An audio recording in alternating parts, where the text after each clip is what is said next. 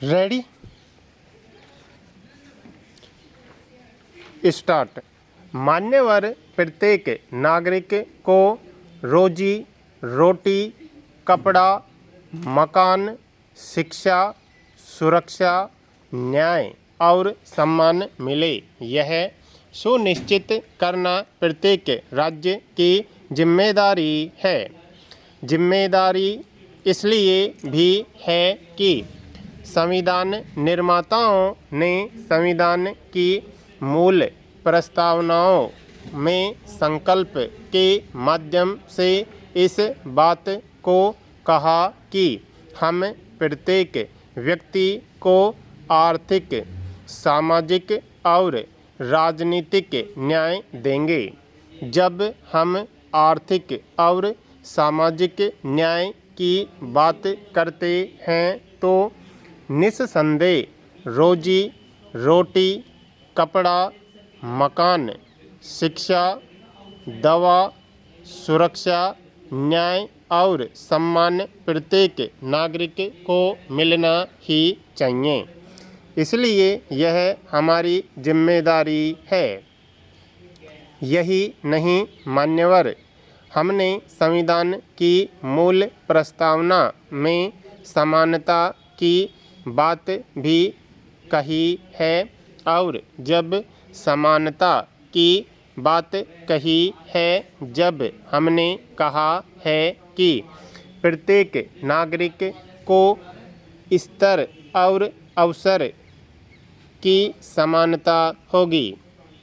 अवसर उसे रोजी पाने का भी मिलेगा जैसे बड़े नागरिक को मिलेगा। बड़े घर में पैदा होने वाले को मिलेगा, वैसे ही छोटे घर में पैदा होने वाले नागरिक को भी मिलेगा।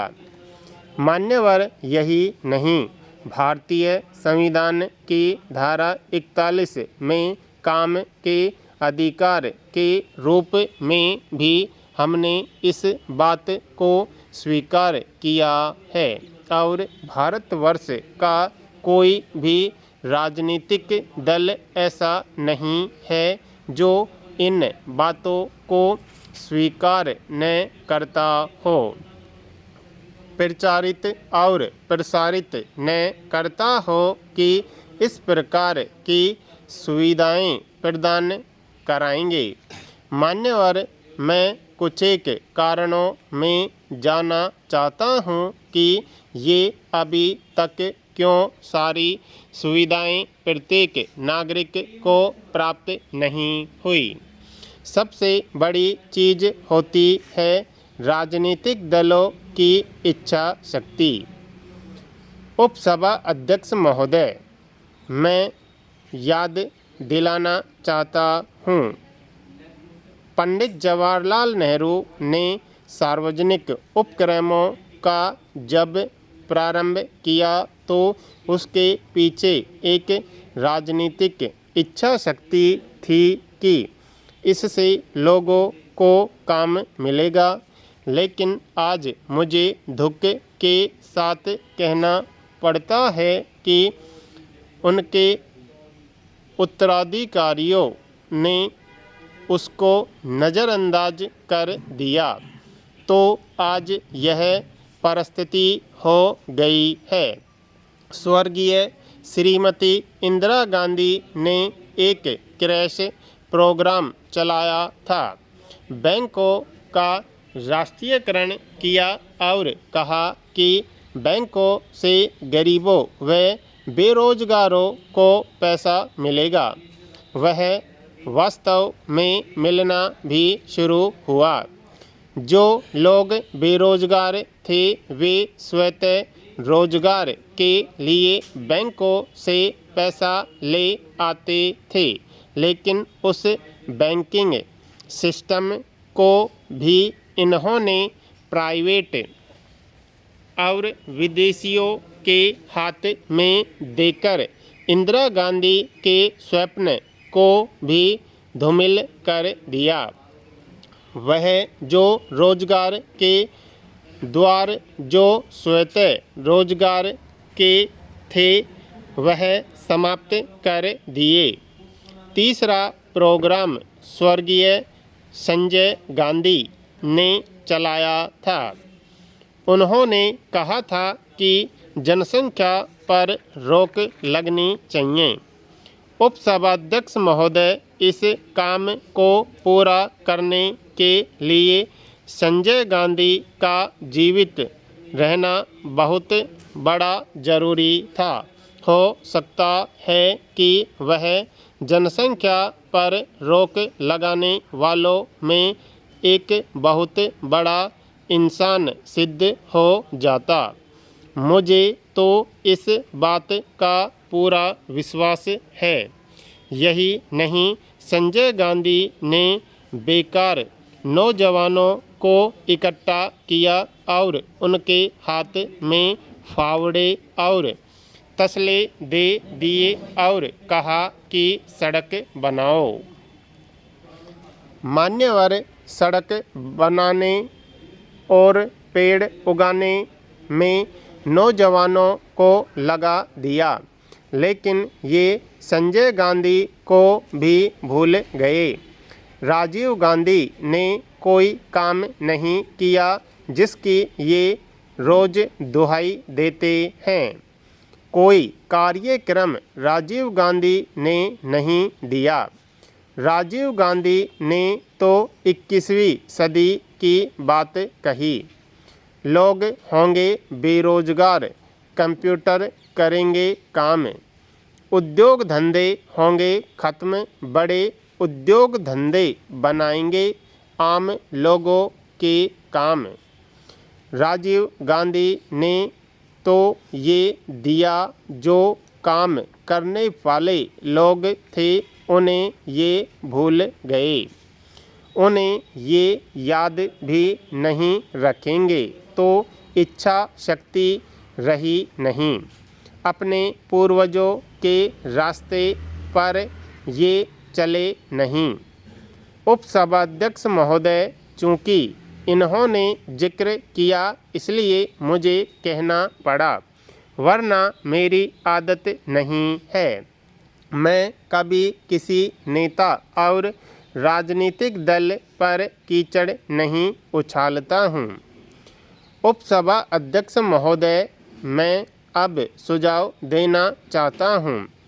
हमें करना क्या होगा?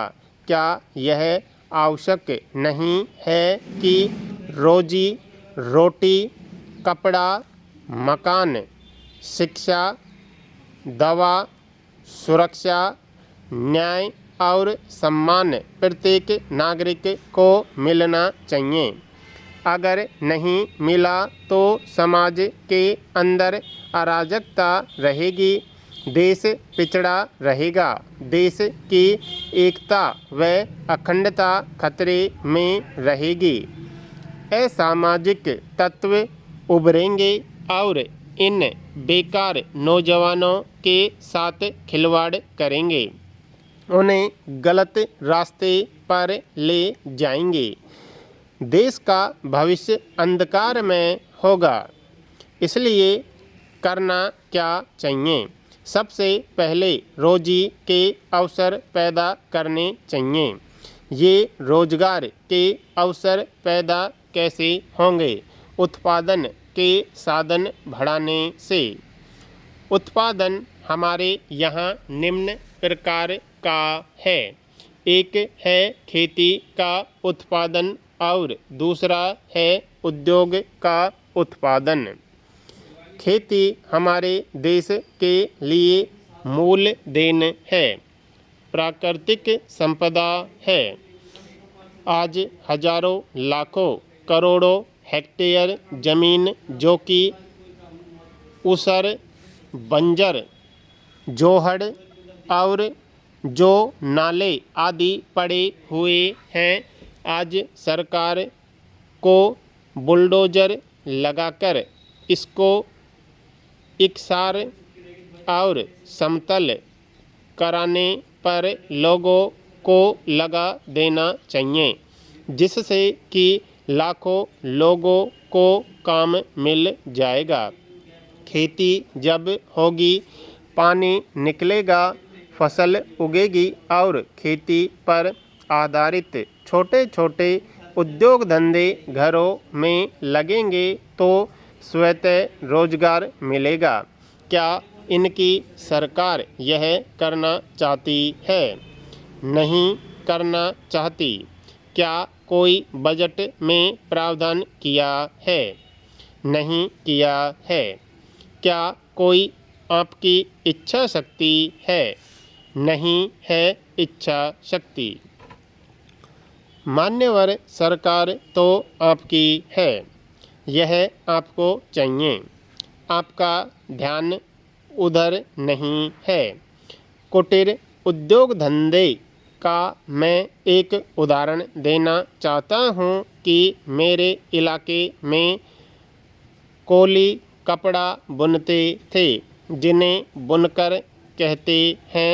1000 मीटर कपड़े को 200 कोली हाथ से बुनते थे। इस तरह 200 आदमियों को काम मिलता था।